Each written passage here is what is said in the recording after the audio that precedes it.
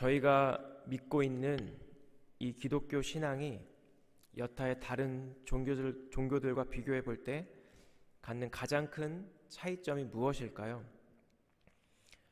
여러 차이점들이 있을 텐데요. 아마 그 중 하나는 다른 종교들과는 달리 이 기독교 신앙은 우리의 하나님 되신 예수님과의 개인적이고 인격적인 관계에 기초를 두고 있다는 점일 것입니다. 저는 대학 졸업을 한 학기 앞두고 약 1년 동안 제 청년 시절의 11조로 한편으로는 제 삶의 목적과 방향을 좀 더 구체적으로 확인하고 싶은 마음에 인도 남부에 있는 벵갈로르라는 도시에서 단기 선교 사역을 했던 시간들을 가졌습니다.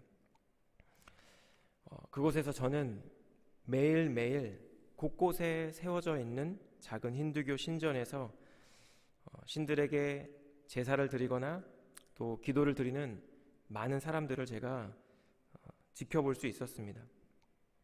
매일 아침마다 어떤 절기마다 때마다 시마다 그 앞에서 기도를 드리고 의식을 행하는 그 사람들을 보며 그들이 그들의 신을 향한 그들의 열심이 굉장히 대단하다고 느끼면서도 한편으로는 그 의식을 행하는 그들의 태도와 또 그들의 표정들 속에서 그 의식 자체가 어느새 우상이 되어버린 것 같다는 그런 생각이 들었습니다. 오늘도 내가 섬기는 신께 예배를 드렸구나. 마땅히 행할 의식을 오늘도 완수했구나. 이런 마음은 사실 제가 보았던 힌두 교도들만의 문제는 아니라고 생각이 됩니다. 저희가 믿는 이 기독교 신앙도 만약 우리가 그저 형식에 머물고 있다면 예수님께서 주기 원하시는, 그리고 예수님께서 우리가 누리기 원하시는 이 생명력 있는 주님과의 관계를 저희가 경험할 수가 없기 때문이죠. 저희가 함께 읽은 이 본문의 말씀은 이렇게 유대인들에게 있어서 때로는 하나님보다도 더 높은 자리에 있는 것처럼 보이는 유대 율법과 전통에 대한 예수님의 세 가지 에피소드가 등장합니다. 이 시간 함께 말씀을 나누고 묵상할 때 어느덧 예배 형식과 또 개인 신앙의 습관 가운데 익숙해져 있는, 혹시 그러한 모습들이 우리 안에 있지는 않은지 말씀으로 우리의 내면을 돌아보고 저희의 신앙의 본질이 예수님 안에서 회복되는 그런 귀한 시간이 되기를 우리 주님 이름으로 축복합니다. 오늘 본문의 시작은 예수님께서 세리 마태의 집에서 제자들과 식사할 때 침례 요한의 제자들이 예수님께 나오는 것으로 오늘 본문의 말씀이 시작합니다. 14절 말씀인데요. 그때 요한의 제자들이 예수께 나와 이르되 우리와 바리새인들은 금식하는데 어찌하여 당신의 제자들은 금식하지 아니하나이까? 침례 요한의 제자들은 예수님을 시험하기 위해 혹은 어떤 악의가 있는 그런 질문을 한 것은 아닌 것처럼 보입니다. 즉 그들은 예수님의 행동을 정말 이해할 수 없기 때문에 예수님께 나와 이런 질문을 하고 있는 거죠. 자신들과 바리새인들처럼 예수님께서도 유대 전통에 따라 금식을 하는 것이 사실 너무나 당연하고 또 마땅하고 바람직하다고 생각이 되는데 예수님께서 이렇게 행하시지 않자 이상하다고 생각하고 질문을 지금 하고 있는 것입니다. 실제로 당시 유대 전통에서 이 금식은 굉장히 중요한 위치를 차지하는 그런 의식이었습니다. 율법에서는 대속죄일에 금식할 것을 직접적으로 명령했을 뿐만 아니라 슬픔과 회개를 표현할 때 혹은 이스라엘의 포로 귀환과 이스라엘 왕국의 종말론적인 회복을 염원하고 기다리는 맥락에서 행해지기도 했던 것이 바로 이 금식이었습니다. 이런 유대 전통에 따라 바리새인과 요한의 제자들은 철저하게 금식을 행했던 것이죠. 그런데 이렇게 금식에 관련된 요한의 제자들의 질문에 대한 예수님의 대답은 굉장히 흥미롭습니다. 혼인집 손님들이 신랑과 함께 있을 동안에 슬퍼할 수 있느냐라고 오히려 되묻고 있는 것입니다. 예수님께서 하시는 이 말씀 가운데 혼인은 이스라엘이 모든 포로민으로서의 기간을 마치고 귀환하여 하나님과의 관계가 온전히 회복되는 것을 상징하는 구약의 개념입니다. 이사야 62장 4절에서 5절 말씀인데요. 후반부부터 제가 읽겠습니다. 이는 여호와께서 너를 기뻐하실 것이며 내 땅이 결혼한 것처럼 될 것임이라. 5절입니다. 마치 청년이 처녀와 결혼함 같이 내 아들들이 너를 취하겠고 신랑이 신부를 기뻐함 같이 내 하나님이 너를 기뻐하시리라. 즉 예수님께서는 지금 자신이 죄인들과 함께 먹고 마시고 있는 것이 바로 신랑 되신 하나님께서 이 땅에 오셔서 죄로 인해 포로로 잡혀갔던 아내 되는 이스라엘을 회복하고 있다는 뜻이라는 것입니다. 예수님의 이러한 참된 정체성을 인식하지 못하고 알아보지 못하는 자들은 그들이 그토록 고대하던 이스라엘의 회복이 예수님 이 메시아를 통해 이미 시작된 것을 깨닫지 못하고 여전히 그날을 고대하며 금식을 행하고 있는 것입니다. 예수님께서는 이 금식뿐만 아니라 유대인들이 생명처럼 여기는 유대 전통 전체가 예수님께서 오심으로 인해 시작된 새로운 시대와는 맞지 않는다는 사실을 이어지는 두 가지 비유로 설명을 하고 있습니다. 16절과 17절 말씀에 생배 조각의 비유가 16절에 나오는데요. 생배 조각은 예수님으로 인해 시작된 새로운 질서를 뜻하는 것입니다. 그러니까 아직 줄어들지 않는 새 옷감을 헌 옷감에 대서 기워 놓으면 겉으로 보기에는 어울리는 것 같고 또 겉으로 보기에는 입을 옷처럼 보일 수 있지만 물로 세탁을 하게 되면 새 옷감이 줄어들면서 옷 전체를 망가뜨리게 되는 것이죠. 두 번째는 포도주와 포도 부대의 비유입니다. 잘 아시는 비유이지요. 새 포도주는 시간이 가면 갈수록 발효가 돼서 부피가 팽창합니다. 신축성이 있는 새 가죽 부대는 이러한 새 포도주의 팽창력을 견딜 수 있지만 헌 가죽 부대는 이미 탄력성과 신축성이 없기 때문에 이 새 포도주의 팽창력을 견디지 못하고 터지게 될 것이고 따라서 포도주도 버리고 가죽 부대도 버리게 되는 것이죠. 17절 말씀에서 예수님께서 이렇게 말씀하셨는데요. 새 포도주는 새 부대에 넣어야 둘이 다 보전되느니라. 이것은 예수님께서 이 땅에 오신 것이 구약의 율법을 폐기하시려는 것이 아니라 율법을 온전히 성취하심으로 자기의 백성을 죄에서 완전히 구원하실 구원자가 되신다는 것을 의미하는 것입니다. 그런데 이렇게 예수님께서 금식에 대한 얘기를 한창 하고 계시는데 한 관리가 찾아옵니다. 18절 말씀인데요. 예수께서 이 말씀을 하실 때 한 관리가 와서 절하며 이르되 내 딸이 방금 죽었사오나 오셔서 그 몸에 손을 얹어 주소서 그러면 살아나겠나이다 하니. 제가 읽은 이 개역 개정에는 사실 번역되어 있지 않은데요. 헬라어 원어에는 이 18절 말씀의 시작이 보라 이렇게 번역되는 이두라는 헬라어로 시작됩니다. 이 마태복음의 저자가 이 헬라어를 집어넣은 이유는 예수님께 나와서 지금 절하며 엎드린 사람이 당시 유대 사회에서의 지위나 신분을 생각할 때 이해하기 어려운 행동이었기 때문입니다. 마가의 기록에 의하면 마가복음 5장 22절에 나와 있는데요. 이 사람은 우리가 아는 것처럼 회당장 야이로입니다. 여러분, 당시 회당장은 회당을 관리하고 감독하는 자였는데요. 유대 공동체에서 굉장히 중요한 사람이었다고 전해집니다. 구약 성경과 율법을 가르치는 바리새인이나 서기관들과 아마도 긴밀한 관계를 유지했을 것입니다.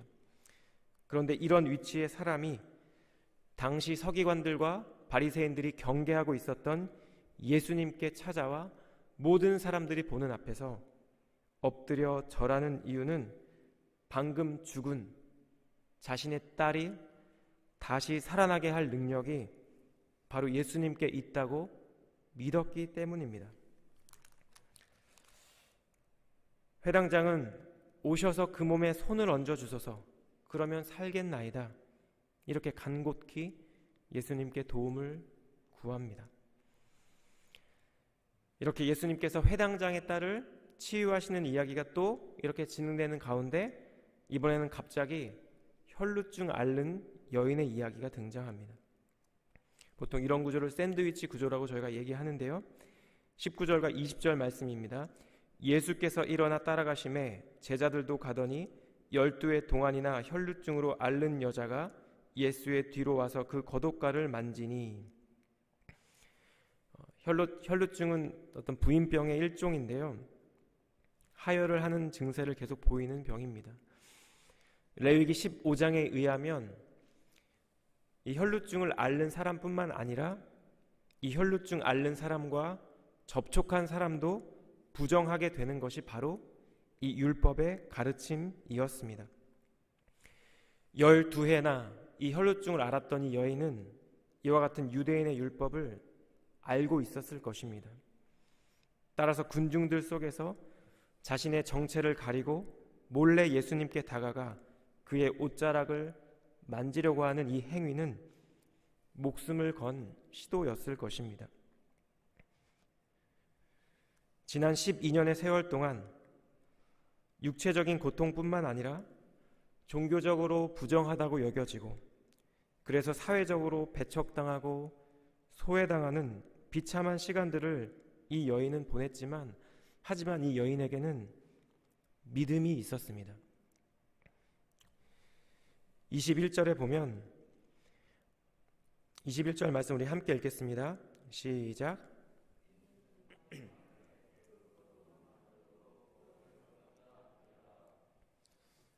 이 여인이 마음속으로 예수님의 겉옷만 만져도 구원을 받겠다라고 생각을 했는데, 이 생각을 했다는 동사가 헬라어 미완료형으로 기록되어 있습니다.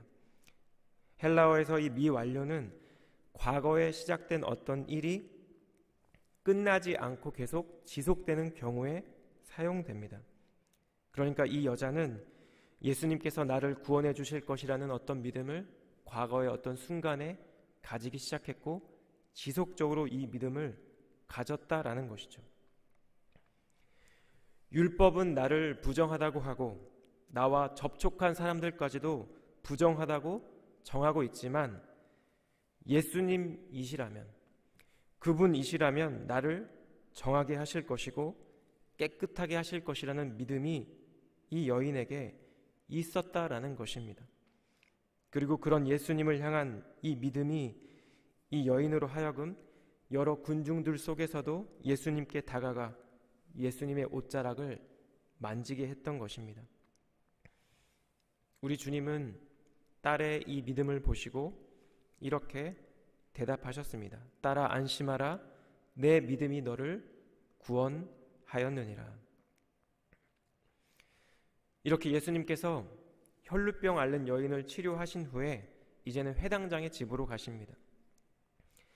예수님께서 회당장의 집에 도착하셨을 때 회당장의 집에는 유대 장례 절차에 따라 피리를 부는 자들이 있었고, 그리고 떠드는 무리, 즉 곡을 하는 자들이 있었습니다. 그런데 이들을 보시며 우리 주님이 하신 말씀은 이 소녀가 죽은 것이 아니라 잔다라는 말씀이었습니다. 여러분, 소녀는 자고 있는 것이었을까요?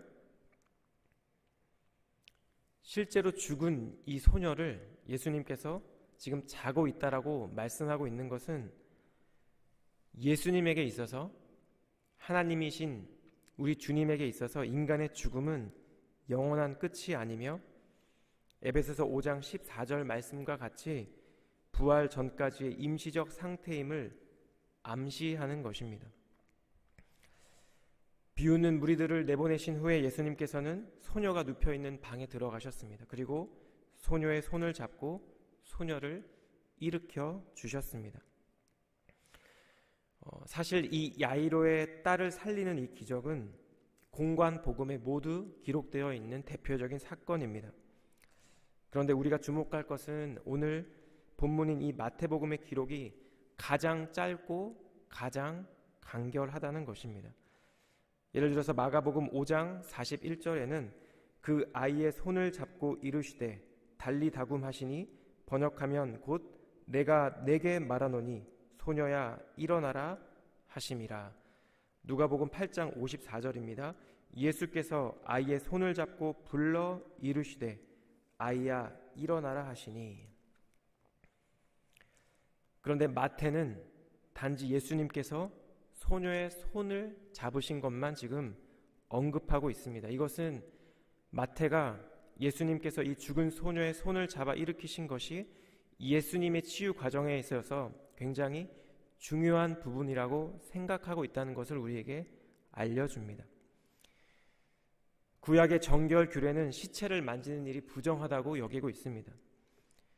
그리고 사실 예수님께서는 손을 대지 않고도 살리실 수 있는 능력이 있는 분입니다.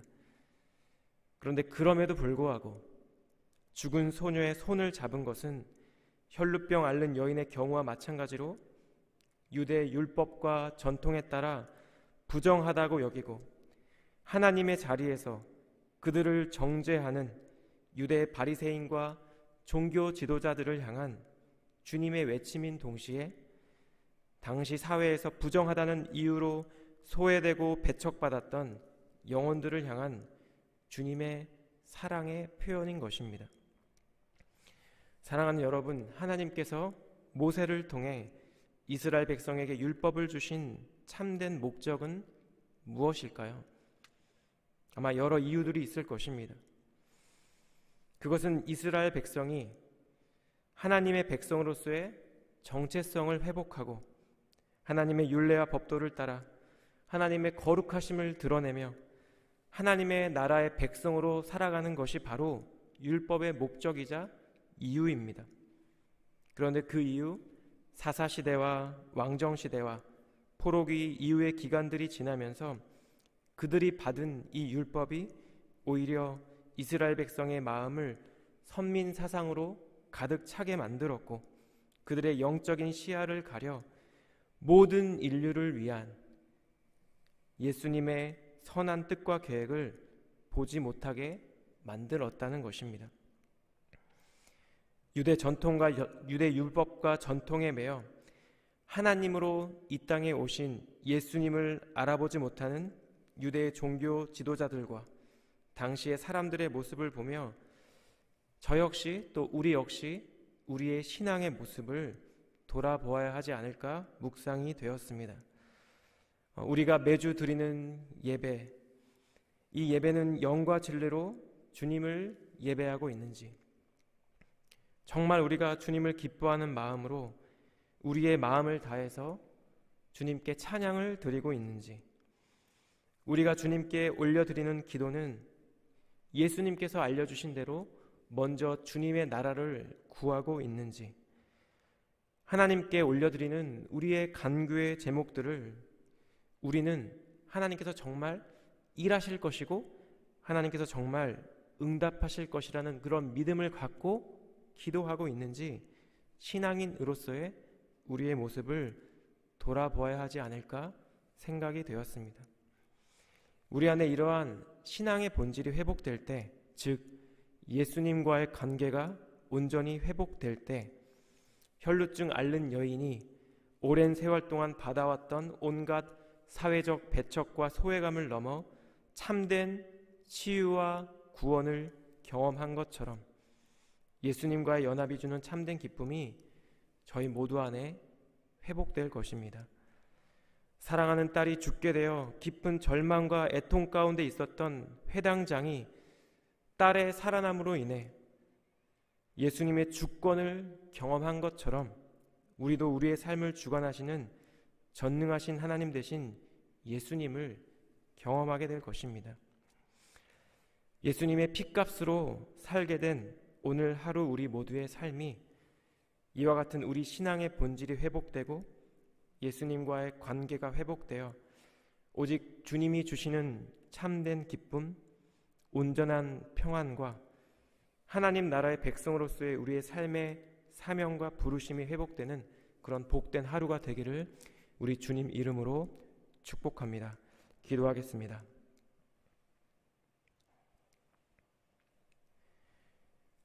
사랑하는 주님, 함께 말씀을 나누며 우리의 삶을 또 우리의 신앙의 모습들을 돌아보게 하시니 감사를 드립니다. 주님, 때로 우리가 드리는 예배가, 우리가 드리는 기도가, 우리가 행하는 여러 프로그램들이 형식에 매여 있지는 않은지 말씀을 통해 우리의 신앙의 본질을 다시 한번 돌아보게 하시고 그 신앙의 본질이 회복될 수 있도록 주님, 우리 가운데 은혜 내려주심을 다시 한번 감사를 드립니다. 주님, 주님의 피값으로 오늘 하루를 살아갈 저희 모두에게 하나님을 향한 우리의 마음이 회복되길 원하고 예수님과의 관계가 회복되길 원하며 우리의 삶 가운데 행하실 그 주님을 더 기대하며 주님 바라보며 살아가는 복된 하루의 삶이 되기를 원합니다. 우리 신앙의 본질이 회복되어 하나님께서 기뻐하시는 하나님의 거룩하심을 드러내는 하나님 나라의 백성으로 살아가는 저희 모두의 삶이 될 수 있도록 하나님 저희 모두와 함께하여 주시고 하나님 은혜를 더하여 주시옵소서. 그렇게 신실하게 행하실 주님을 바라보고 기대하며 존귀하신 예수님 이름으로 기도드렸습니다. 아멘.